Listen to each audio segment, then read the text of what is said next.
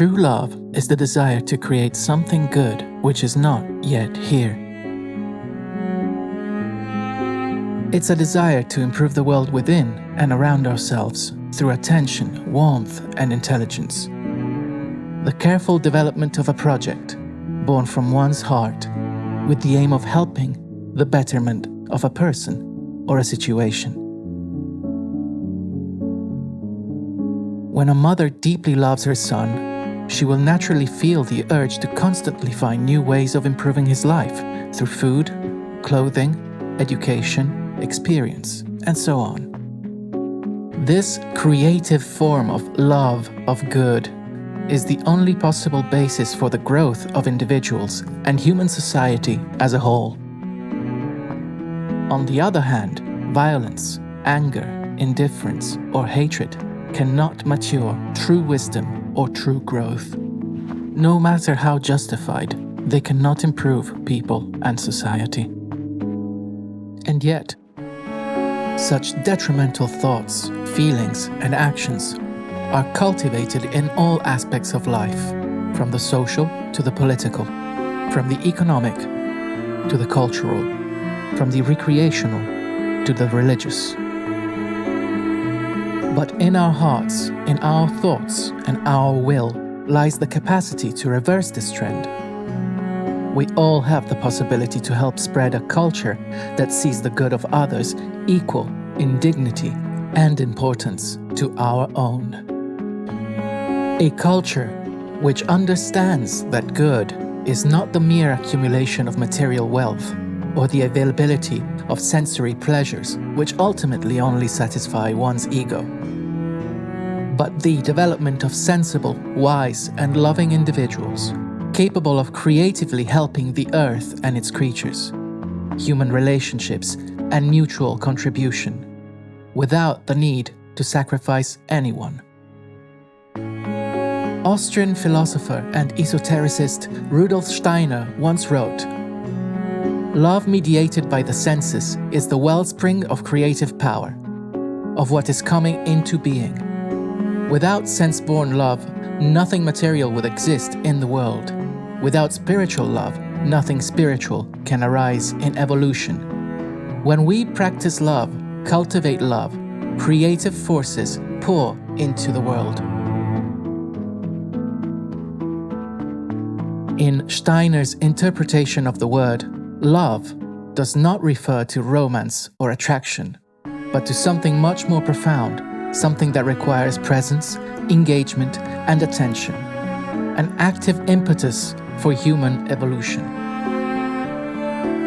With unconditional spiritual love comes a creativity capable of transforming consciousness, society, even matter itself, into fertile ground for the development of our immortal spirit. Without it, all our progress and achievements remain stuck in the material, illusory, mortal stream of life. Nothing we achieve in that subjective, temporary state can abide.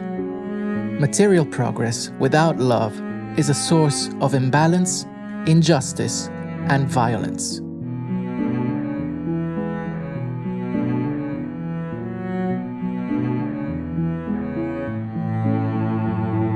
Progress with love is the harmonious development of the true essence of every being.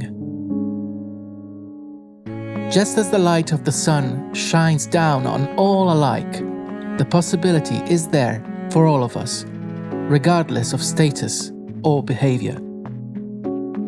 When we bring love to everything we do, we become conduits for a greater river of cosmic creativity, ready to be poured into the earth. And we can start to witness changes in our own lives. So, what can we do to bring about these changes? What daily practice can we follow? To begin with, we need to carefully observe the non-random flow of events and people that enter our daily life. At this point, we must gradually try to add at least one daily love dose to these events. In order to be effective, this love dose needs to be a selfless act and, importantly, something we wouldn't do spontaneously. You may ask, why not choose a more spontaneous act? Why go for something that requires a greater inner effort? Because anything that comes naturally already corresponds to our current level of consciousness. Whereas whatever we can do but don't want to do will precisely mark the margin for our personal growth. It's the perfect goal for achieving greater maturity. It's what will really help us become stronger and more capable of doing good. Just like going to the gym, starting a new exercise regime, or learning a new skill, we become better at it by pushing ourselves a little further every time we practice. Love, in that respect, is a muscle that we need to learn to exercise consciously. And becoming more consciously capable of doing good is the purpose of every life. Of course, these daily selfless efforts, these daily love doses, must also in turn help others grow stronger, freer, and more capable of taking the path of good. A selfless act would be wasted if we were to use it to feed someone's vices or destructive habits. To begin with, we don't need to go big. Even simply smiling or sharing a few good words when we don't want to, or performing small but practical actions like tidying the house, picking up a plastic bottle at the beach, helping a colleague or a stranger, are great ways to build ourselves up to more complex and difficult tasks. When a love dose requires an effort, that is precisely where our daily margin of improvement lies. The daily flow of events is sent our way by the spiritual world. It's specifically organized for each one of us so as to give us the opportunity to add something new and good to it.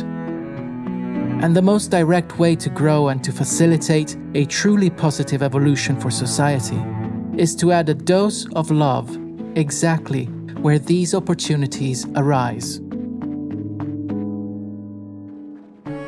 So, why not try to add a daily love dose today? Where we, not casually, find ourselves. With whom? With those who, not accidentally, are with us right now. Will it weigh on us, even if we know it's for their good? Better still then, it'll make us stronger. It will take time and it will be difficult, but it is possible for us to do a little better every day, and the end result will surprise you. You'll notice the flow of events change to fit your newfound loving intentions.